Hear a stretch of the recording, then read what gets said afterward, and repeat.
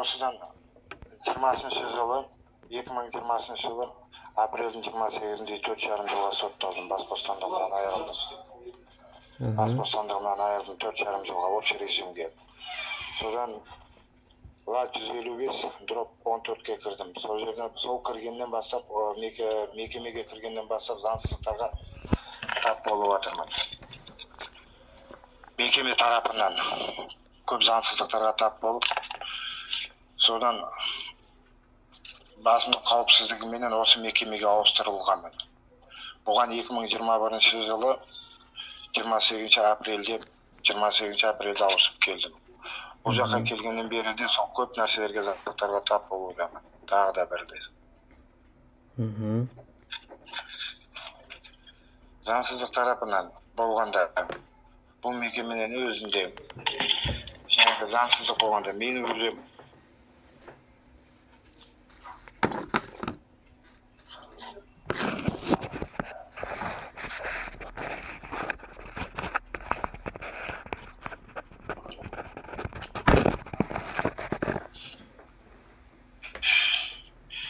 менің жазылған арыздарым, заявленияларым ешқайсысы қашып қалуда. Мекеме тарапынан жіберілмейді. Өйткені мен мекеменің үстіне жазудамын, арыз. Бірінші арызым 28.04.2022 жылы жазылған. Генеральный прокуратураға. Республики Казахстан. 20 жылы дейсіз бе? 22 жылы 4 айда, апрельдің 28-інде жазылған. Қолымда қазіргі кезде сирекізі бар.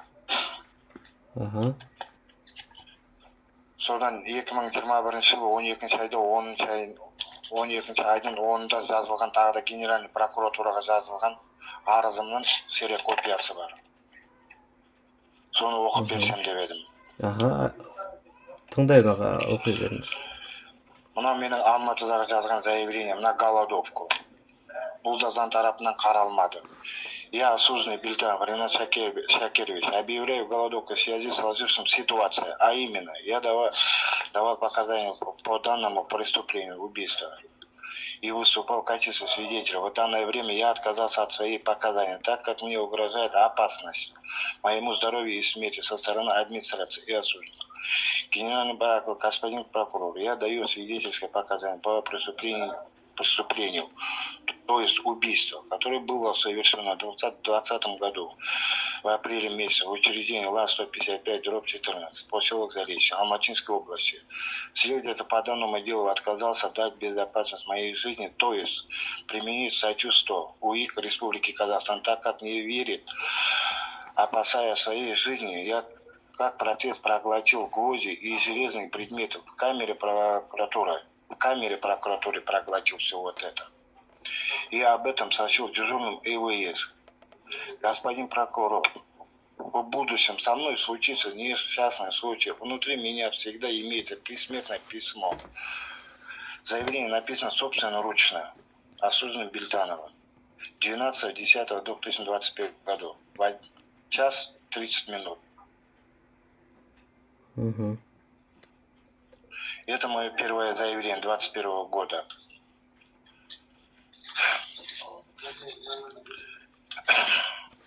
И это второе мое заявление Генеральному прокурору Республики Казахстан от осужденного Бильтанова Рената Шакировича по статье 188, часть 3, сроком 3 года. Обывает учреждение ИС-167/3. Заявление. Я осужден Бильтанов Ренат Шакирович. С поводом подачи моего заявления посудила сложившаяся ситуация. А именно, я осужден Бильтанов Ренат Шакирович. С 1993 года был вербован под псевдонимом сотрудником Республики Казахстан МВД. Шестым отделом в официальном порядке, а также на свободе сотрудничал с сотрудниками уголовного розыска. И мною было немало раскрытых уголовных дел. В 2020 году меня осудили на 4,5 года в исправительном учреждении уголовно-исполнительной системы средней безопасности. По прибытию в ЛА-155/14 в Алматинской области, поселок Заречье, в этом учреждении осужденные пытались несколько раз покончить меня с жизнью. Так как на свободе, я давал против них показания. и не раскрывал их не раскрытые преступления. У вас в некоторое время у осужденных получилось лишить жизни за место меня другого осужденного. И это вышло по ошибке осужденных. Аж было подменено лишить меня жизни, но это у них не вышло.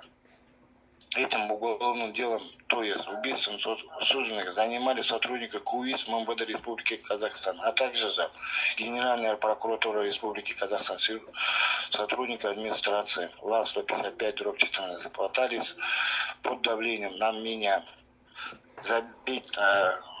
выбить с меня показания в их пользу, но я не пошел на их угрозы, после чего меня сотрудники КУИС Республики Казахстан МВД рассекретили перед осужденными и также администрацией учреждения ЛА-155/14, выдали всю информацию о том, что я был засекреченным агентом, засекреченным их сотрудником. В связи с этим меня в целях моей личной безопасности я был переведен в учреждение города Чимкент ИЧ-167/3. По приезду в это учреждение я в апреле 28 года по сегодняшний день на меня было совершено 3 покушения. Одно убийство, 2 испортить хотели мою жизнь. Об этих побоях все это было фиксировано. Но ход дела не дали. Ход делу не дали, так как была замешана администрация сама в этом же. Все об этом заявлении, все было указано. Как она была, что было, все это я указал. И до этого дня на меня до сих пор покушаются. Ни разу же. Но администрация не хочет ход делу дать, так как это минус для них. И также я с Астаны, с Генеральной прокуратуры приехал по безопаске, по 12 статьям. Ну вот это по прибытию в учреждение ИЧ-167/3 не было применено, так как это тоже минусовая для них. А всю остальную информацию могут вам предоставить моя жена. Все документации, которые было описано в это учреждение, то есть департамент Тенгизову, Тюмагулову и также Генеральному прокуратуру города Чимкент. Все вот это заявление было фиксировано моей женой Айткулова Аяна Асылбековна. Можем также предоставить все эти документации и все мои побои, все мои ножевые ранения. То есть могу также сейчас же показать все мои ножевые ранения.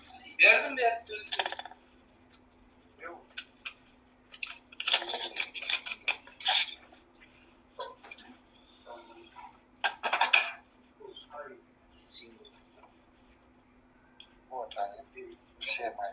Там не видно, не видно. В камере не видно.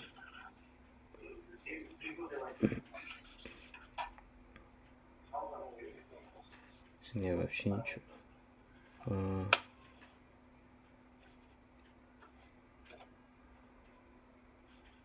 Все фиксации есть, документация. Полностью.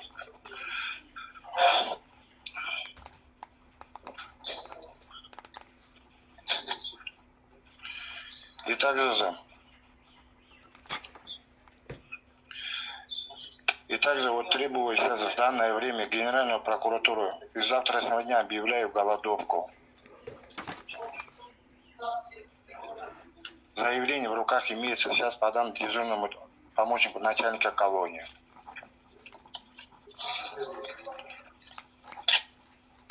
И также